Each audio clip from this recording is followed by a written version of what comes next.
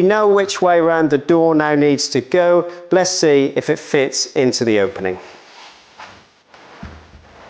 So the door doesn't fit, but it is very, very close. We probably only need to take 3 or 4 mil off the door. So let's take a look at how we trim the door down so that it fits the opening. The first step to this is to set the height of the door. So I'm going to use something called a windbag. They're very cheap and they're really great tools. Now I'll put links to them in the description.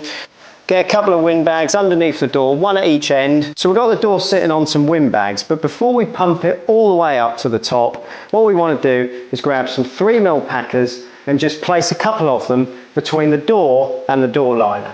So just place them on the top of the door like that. And what that will do is when we pump the door up, it'll jam the door against the packers so that we've got the perfect gap around the top. So if we pump the door up, and keep pumping until the door's jammed against the packers. I've now got a friend on the other side of the door pushing against that door so that it sits against the door liner. What I can now do is draw around the door with a 3mm space, and I know exactly how much to trim off the door. Because this particular door is really close to fitting the frame, the easiest way to do this is to get a little 3mm spacer, hold that against the door, and now I can just scribe the pencil line up and down the door like that.